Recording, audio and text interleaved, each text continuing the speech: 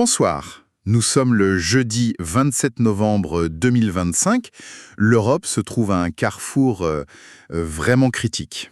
Bonsoir. Au cours des 2 dernières semaines, on a vu un enchevêtrement assez complexe d'efforts diplomatiques, d'escalade militaire et puis de réalignement stratégique. Mhm. Ce soir, on va essayer d'examiner tout ça en détail pour en comprendre les tendances profondes et les implications futures. Oui, l'objectif, c'est vraiment de présenter une vue d'ensemble. Une vue claire, factuelle, en se basant sur une multitude de sources internationales. Pour décrypter la situation. Exactement. Sans alarmisme, mais avec la lucidité que la situation exige, je pense. Cette analyse vous est présentée par ProWave AI. Et l'examen approfondi de ce soir est généré par Stylo News, l'application d'information alimentée par l'intelligence artificielle. Alors, par où commence-t-on? Commençons par le front diplomatique. Il a été particulièrement actif. Un plan de paix américain en 28 points pour l'Ukraine a été révélé. Ah oui, Et il a suscité des réactions vives et très contrastées. oui, ce plan, attribué à l'administration du président Trump, contient des propositions qui sont très controversées. C'est-à-dire, Il suggère par exemple la reconnaissance de la Crimée, de Donetsk et de Louhansk comme territoire russe, de facto. d'accord, c'est déjà énorme. Et ce n'est pas tout. Il propose aussi une interdiction constitutionnelle pour l'Ukraine d'adhérer à l'OTAN et une limitation de la taille de ses forces armées. Donc en gros, une neutralité forcée. C'est un peu l'idée, oui. On imagine que les réactions ne se sont pas fait attendre, surtout côté ukrainien. C'est un euphémisme. Le gouvernement ukrainien a publiquement rejeté plusieurs points clés. Il les juge beaucoup trop proches des exigences du Kremlin. Logique. C'est exact. Et en réponse, et c'est ça qui est très intéressant, plusieurs pays européens ont réagi. Le Royaume-Uni, la France, l'Allemagne. Oui, ce trio a formulé une contre-proposition. Ah, donc l'Europe ne suit pas. Pas du tout. Ce plan européen, il rejette la reconnaissance des gains territoriaux russes, il propose une armée ukrainienne bien plus importante, C'était combien dans le plan américain, chien 600 000. 600 000, oui. Le plan européen propose 800 000 hommes. D'accord. Et surtout, il laisse la porte de l'OTAN ouverte, même si c'est conditionné à un consensus futur. On a donc deux visions qui s'affrontent. Complètement. Et les négociations se poursuivent en ce moment même à Genève pour essayer de trouver un terrain d'entente. Pendant que ces pourparlers ont lieu, la situation militaire sur le terrain, elle, s'est intensifiée.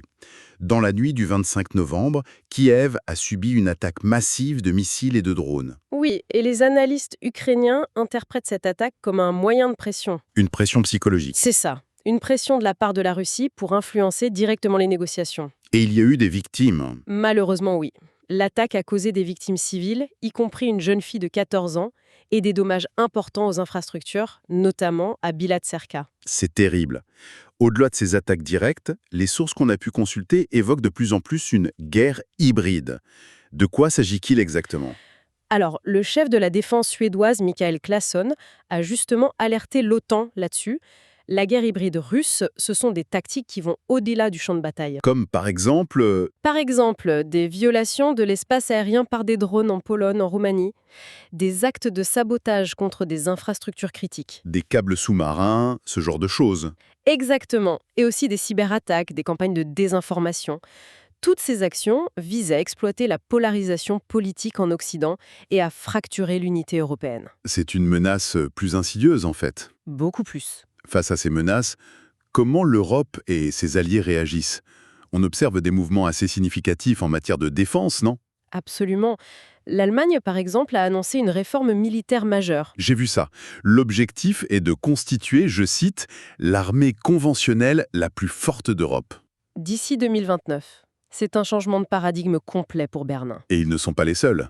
La Pologne bouge aussi. Oui, la Pologne a officialisé un investissement de 2,52 milliards de dollars pour l'achat de 3 sous-marins suédois. Des A-26 SAB, c'est ça? C'est ça. L'idée est de moderniser leur flotte en mer Baltique, qui est une zone de très haute tension. Donc un renforcement européen assez net. Mais ça contraste avec des nouvelles qui nous viennent des États-Unis. En effet, et c'est un point très important, la marine américaine a annoncé l'annulation de son programme de frégates de classe Constellation, Annulé? purement et simplement, Oui. en raison de dépassements de coûts et de retards très importants. Ça souligne les défis complexes de l'acquisition de matériel de défense, même pour les plus grandes puissances. Ce qui mène pression supplémentaire sur les Européens, finalement. Inévitablement. Mais au sein même du bloc occidental, cette unité, elle n'est pas totale. On entend certaines voix dissonantes. Oui, et c'est un point absolument crucial. Le Premier ministre hongrois, Viktor Orban, a encore appelé à une nouvelle architecture de sécurité européenne qui inclurait la Russie. Une position très à contre-courant. Très. Et plus récemment, le ministre russe des Affaires étrangères, Sergueï Lavrov, a publiquement fait l'éloge des dirigeants de Slovaquie, de Hongrie et de la République tchèque. Ah oui. Il les a qualifiés de pragmatiques. C'est une manière très claire de souligner et d'encourager les divisions au sein de l'UE sur la politique à adopter face à la Russie. Le fameux « diviser pour mieux régner ». On ne peut pas mieux le dire. Cette crise ne se limite pas à l'Europe. Il faut prendre un peu de recul parce que d'autres acteurs mondiaux observent et agissent. Oui, c'est un point fondamental. Le vice-ministre des Affaires étrangères de Taïwan, Wu Chi-chung, a pris la parole récemment à la conférence sur la sécurité de Berlin. Et son message était fort, je crois. Très fort, il a mis en garde contre l'émergence d'un axe autoritaire. Un axe autoritaire. Oui, composé selon lui de la Chine, de la Russie, de l'Iran et de la Corée du Nord. Et il a souligné le rôle critique de Taïwan dans la chaîne d'approvisionnement mondiale. L'argument des semi-conducteurs? Évidemment, il a rappelé le rôle absolument vital de Taïwan pour l'économie mondiale. Son message en substance, c'était « Une menace contre Taïwan est une menace contre vous ». Il a appelé à une coopération renforcée entre Taïwan et l'Europe. Ce qui place le conflit ukrainien dans un contexte géopolitique beaucoup plus large. Exactement. Ça met en lumière l'interconnexion entre la sécurité en Europe et celle dans la région Indo-Pacifique.